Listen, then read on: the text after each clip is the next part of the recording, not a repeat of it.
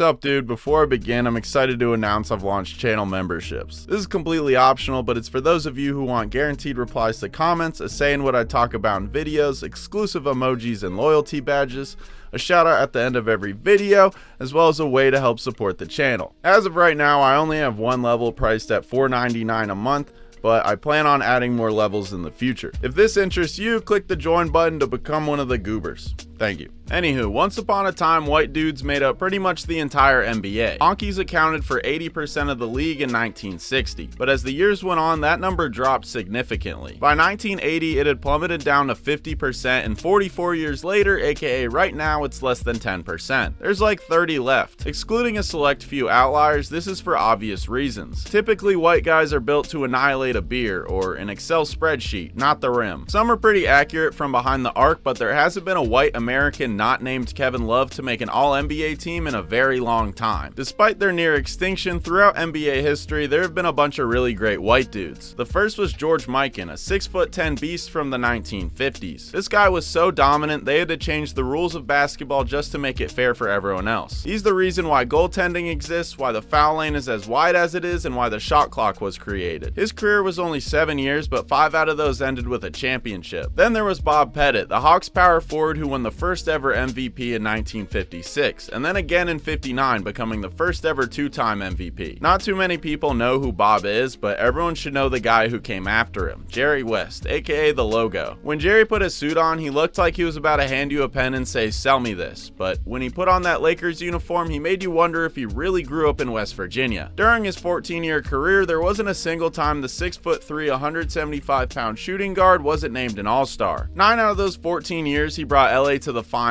Unfortunately, they lost 8 of those times, but cut him some slack. Bill Russell was pretty good at basketball, arguably the best defender in NBA history. West eventually won a ring in 1972 with the help of Wilt, but it was Wilt who took home finals MVP. Back in the 1969 finals, he averaged damn near 40 points per game, lost in 7, but was still given the award. When Jerry retired, some years after came the hick from French Lick, the baddest white boy in basketball history. He needs no introduction. Everyone knows that cracker. 3 rings, 3 MVPs, a sick mullet, jump shot wetter than the Florida Diddy Party. Alongside Magic Johnson, he literally saved the NBA from bankruptcy. He's one of the basketball gods. Once he retired though, there weren't many to live up to the standards he set. Sure, there were guys like John Stockton and Chris Mullin, but none of them had the same aura as Bird. American white guys were starting to go extinct, and by the 2000s they were dinosaurs. The best one was Kevin Love, who's actually the only one in the last 20 years to make it onto an All-NBA team. That says a lot. As of right now, Chet Holmgren is probably the best and only current one with All-NBA talent. But there are 2 rookies who I think will make some noise. The first is Dalton Knecht, the smooth shooting, sneaky athletic, have your daughter home by 10, 6'6" wing from the University of Tennessee. I actually watched him play in person last year. I go to UGA, and last season one of the games I went to was the Tennessee one. It was really close all the way up until the end, but unfortunately the Dogs couldn't do anything to slow Knecht down. He moved like a pro and seemingly got everything he wanted from all 3 levels, reminding me a lot of prime Gordon Hayward. At one point with like 6 minutes left, Blue Kane made a 3 and we were up by 11, but then Dalton started to reveal his massive nuts to the crowd. Not literally, figuratively. In the last 6 minutes, he scored 10 points to go along with a steal and a block, leading Tennessee to a 6-point win. He looked like a man amongst boys out there, finishing the night with 36, shooting 12 for 20 from the field. The way he fucked my dogs, dude should have been arrested for bestiality. I was depressed UGA lost, although that usually happens, but I was also amazed by Dalton. It's not every day you see a white guy be able to score on all 3 levels and completely take over a basketball game. It got me fired up, so I started to keep a tab on him. After destroying Georgia, he went on to become SEC Player of the Year and take Tennessee all the way to the Elite 8. There he dropped 37 against Zach Edey and Purdue, but sadly lost. Coming up short probably didn't feel great, but he showed NBA scouts that he was one of the 2024 draft's best talents. This was quite the accomplishment, but when you take into account how he got there, it becomes unbelievable. Dalton's journey wasn't like the usual lottery pick. After his senior year of high school, he stood at just 6'1" and had bad grades, so he wasn't academically eligible to play in the NCAA. That was kind of fucked. However, he did ball out as a senior, averaging an impressive 21 points and 6 rebounds. He had a ton of talent and love for the game. Because of this, he decided to go the JUCO route, playing his first 2 years at Northeastern Junior College in Colorado. It was there where his dreams gradually started to become believable. This was thanks in part to his Captain America-like transformation. The dude grew 5 inches and added like 40 pounds of muscle. hustle. Along with that, he was an extremely hard worker, which showed on court. Playing so well, he was able to make it out of JUCO and in a D1, transferring to the University of Northern Colorado. It wasn't the ACC or SEC, but it was a giant step up. In his first year at the Bears, junior Dalton Knecht averaged 9 points and shot nearly 4 threes a night, hitting 36% of them. That was really solid production, but he wasn't going to get drafted putting those numbers up because unfortunately his dad was not named LeBron James. Because of this, Knecht stayed for his senior year, and out of nowhere he became one of the best players in college basketball, pumping his scoring average up to a conference-leading 20 points per game while attempting 6 threes, knocking down 38% of them. His massive leap, in addition to his extra year of eligibility thanks to COVID, allowed him to then transfer to Tennessee, aka one of the best basketball programs in the country. As I talked about earlier, at Tennessee he went on to throat throttle my Dogs, win SEC Player of the Year, and lead them to the Elite 8. With all that and more under his belt, mock drafts had the now 23-year-old projected to go top 10, but I guess because of his age and defensive concerns he ended up falling to the Lakers at 17. This was probably the best case scenario for him. Look at Reeves and Caruso. LA knows how to develop a white guy. So far this holds true. Through Knecht's first 16 games he's averaging 11.5 points, shooting 50% from the field, 40% from deep, and 90% from the line. It's a very small sample size, but it's extremely promising. I think he has potential to be a Gordon Hayward light. Like in 2K terms, he'll maybe max out at a 86 overall when he's in his prime. But I'm no expert, only time will tell. The other dude I'm super high on is